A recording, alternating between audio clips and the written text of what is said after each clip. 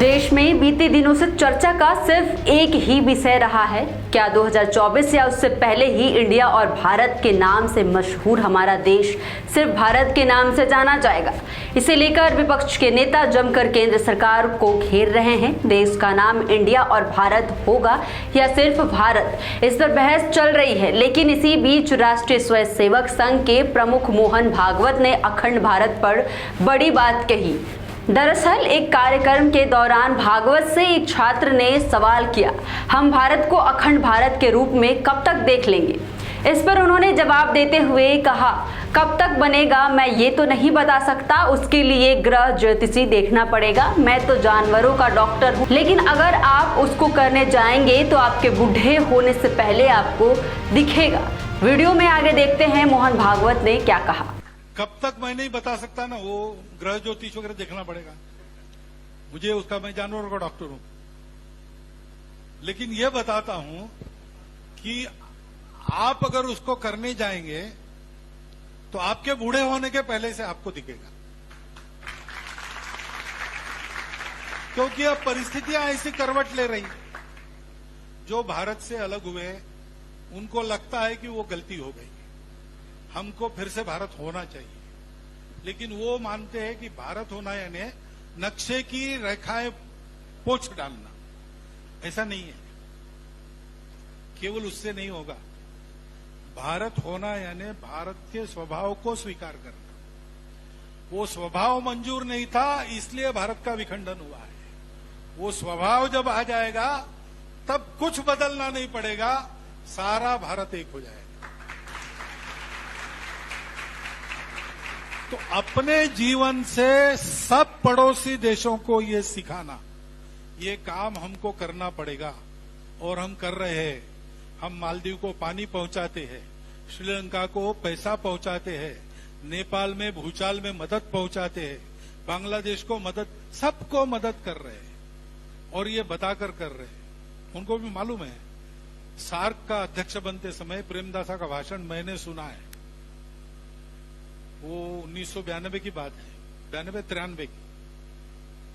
उन्होंने कहा कि दुनिया के बड़े देश छोटे देशों को निगलते हैं, इसलिए हमको सावधान रहकर हम सब लोगों को एक होना चाहिए। और दक्षिण एशियाई देशों को ये कोई कठिन काम नहीं है, क्योंकि आज हम दुनिया में अलग अलग देश जाने जाते हैं, लेकिन वास्तव में हम एक ही भारतीय मुख्य भूमि के अंग है। I am quoting him, he spoke in English. मैं हिंदी में आपको भाषांतर, अक्षरशः भाषांतर बना। हम एक ही मुख्य भारत भूमि के अंग रहे हैं, ये उन्होंने कहा है। तो ये अंगांगी भाव उत्पन्न हो जाए, भारत मेरी माता है, मैं उसका भक्त हूं, हमारे पूर्वज समान है ही, और हमारी वैल्यूज जिसके आधार पर संस्कृति बनती है वो सर्वत्र समान है। अखंड भारत को लेकर 3 तरह के कॉन्सेप्ट है। पहला, ऐसा भारत जिसमें पाकिस्तान और बांग्लादेश भी हो। दूसरा, ऐसा भारत जिसमें पाकिस्तान बांग्लादेश के अलावा नेपाल, भूटान, तिब्बत, म्यांमार, अफगानिस्तान और श्रीलंका भी हो। तीसरा, ऐसा भारत जिसमें पाकिस्तान, बांग्लादेश, नेपाल, भूटान, तिब्बत, म्यांमार, अफगानिस्तान और श्रीलंका के साथ साथ कंबोडिया, मलेशिया, वियतनाम और इंडोनेशिया भी हो। अखंड भारत के इतिहास के बारे में बताते हैं आपको। एक मंत्र बोला जाता है, जम्बूद्वीपे भारत खंडे आर्यवत्र देशांतर्गते। इस मंत्र में जम्बूद्वीप को पृथ्वी के 7 द्वीपों में से एक बताया है। ये 7 द्वीप हैं जम्बू, पल्च, शालम्य, कुश, क्रौंच, शाक और पुष्कर। जम्बूद्वीप को इन्हीं सब द्वीपों के बीच में बताया गया है।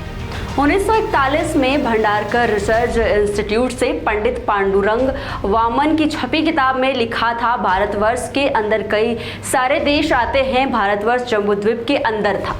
सवाल उठता है कि क्या अखंड भारत मुमकिन है? फिलहाल तो इस पर कुछ कहा नहीं जा सकता है, क्योंकि सभी देश आज़ाद है, सबका अपना संविधान है, सबकी अपनी राजनीतिक व्यवस्था है। ये सारे देश फिर से एकजुट होंगे और भारत में मिलेंगे, इसकी गुंजाइश बेहद कम है। सुप्रीम कोर्ट जज जस्टिस मार्कंडे कार्टजू भी इसकी वकालत करते हुए 2014 में उन्होंने कहा था कि अखंड भारत की ही कश्मीर समस्या का समाधान है। हालांकि जस्टिस कार्टजू यूरोपियन यूनियन की तर्ज पर भारत को संगठित करने का फॉर्मूला देते हैं, यानी जिसमें भारत, पाकिस्तान और बांग्लादेश साथ रहे और इन तीनों की अपनी अपनी सरकारें भी हो। इन तीनों सरकार के ऊपर एक और सरकार होगी। यही फॉर्मूला यूरोपियन यूनियन में चलता है। वहां सभी देशों की अपनी अपनी सरकार है और एक यूरोपियन यूनियन की भी सरकार जिसकी संसद भी है।